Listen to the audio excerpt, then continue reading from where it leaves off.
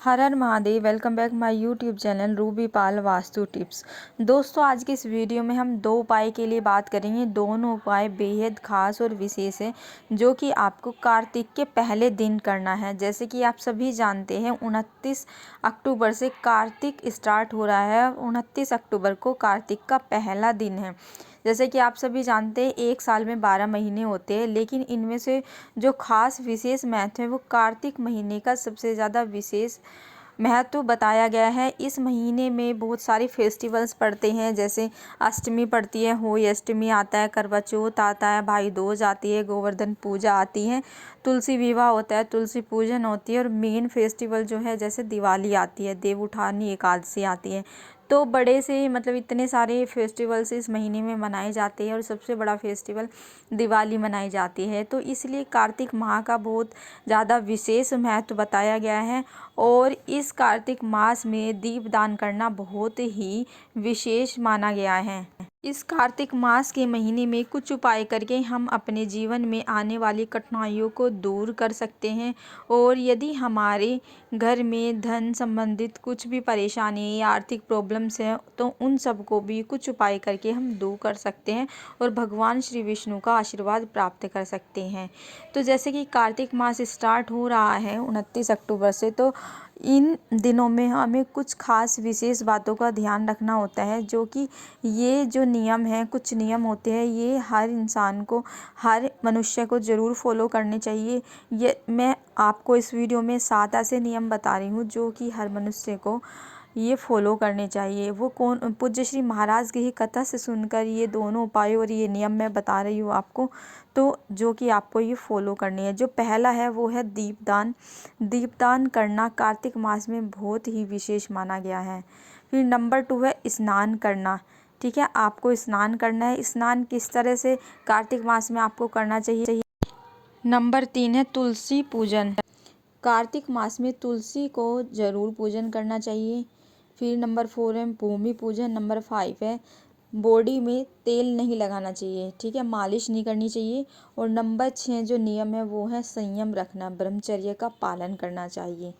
और जो नंबर 7 है वो है मौन रखना, मतलब फालतू एक्स्ट्रा बिल्कुल भी नहीं बोलना है, अपनी वाणी पे संयम रखना है। इस तरह से ये कुछ नियम है। यदि आप इनमें से कुछ, ज़रूरी नहीं कि आप सारे नियम का पालन करो, 7 में से आप 3 नियम का भी पालन कर सकते हो, 4 का भी, 5 का भी, और यदि आप कर सकते हैं तो सातों के 7 नियम का भी आप पालन कर सकते हो। तो चलिए दोस्तों, ये हुए जो कार्तिक मास में आपको 7 नियम का पालन करना है, ये नियम है। इसके बाद हम बात करते हैं उपाय की। इस वीडियो में हम 2 उपाय के लिए बात करेंगे। दोनों उपाय आपको कार्तिक मास के पहले दिन से ही करना स्टार्ट करना है। ठीक है, तो ये दोनों उपाय मैं पूज्य श्री महाराज की ही कथा से सुनकर आप लोगों को काफ़ी अच्छे से समझाने का पूरा प्रयास करूँगी। तो चलिए दोस्तों, जानते हैं अब ये उपाय आपको किस प्रकार करने हैं। पहला उपाय जानते हैं। तो पहला उपाय करने के लिए आपको क्या करना है, आपको तुलसा की सूखी लकड़ियाँ लेनी है। ठीक है, और आपको ये लकड़ी नहाने की बाल्टी में, जिस भी बाल्टी में आपने पानी भरा है नहाने के लिए, उसमें आपको डुबा के थोड़ी देर रखना है, 5 से 10 मिनट। उसके बाद आपको ये लकड़ी निकाल कर अलग रख लेनी है, और आपको इसी तुलसी वाले जल से स्नान करना है।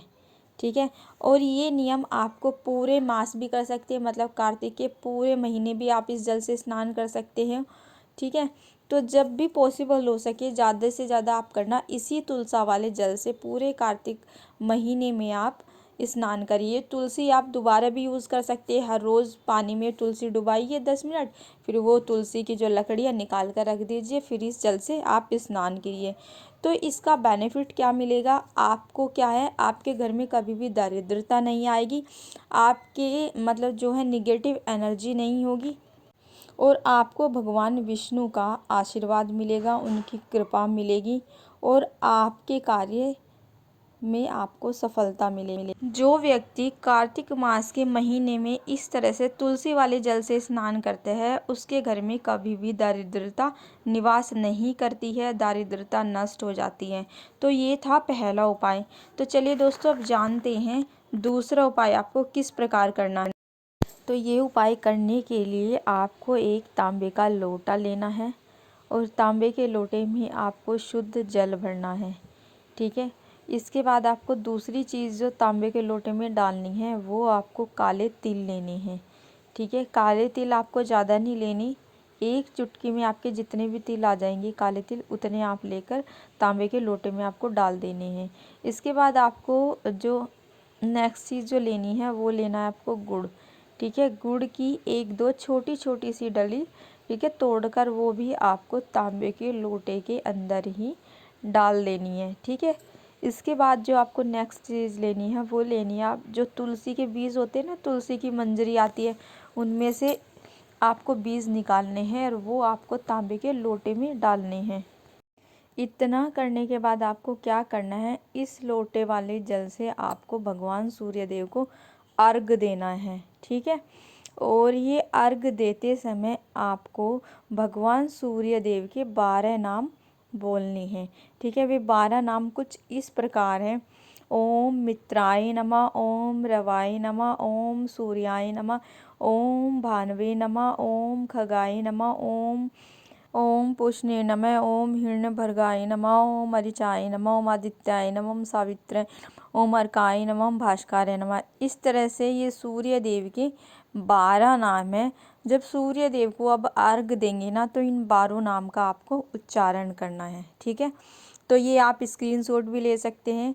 ठीक है, या फ़ोन जब आप अर्घ देते हैं तो फ़ोन अपने पास रखें और ये इस तरह से देख देख कर भी आप नाम बोल सकते हैं भगवान सूर्य देव के। तो जो कोई भी व्यक्ति इस कार्तिक मास के महीने में इस तरह के भगवान सूर्य नारायण को अर्घ देता है, उसके सारे काम बनने लगते हैं, उसके हर कार्य में उसको सफलता मिलती है और जीवन की कठिनाइयाँ उसकी सारी ख़त्म हो जाती हैं और उसकी हर मनोकामना पूरी होती है। तो ये थे 2 सिंपल से सरल से उपाय जो कि आपको कार्तिक मास के महीने में करने हैं। आशा करती हूँ मेरे द्वारा बताए गए दोनों उपाय आप लोगों को काफ़ी अच्छे से समझ में आए होंगे। तो दोस्तों, यदि आप चाहते हैं कि रेगुलर आप लोगों को इस तरह के उपाय, इस तरह की वीडियो मिलती रहे तो चैनल को सब्सक्राइब करें, वीडियो को लाइक एंड शेयर करें। हर हर महादेव।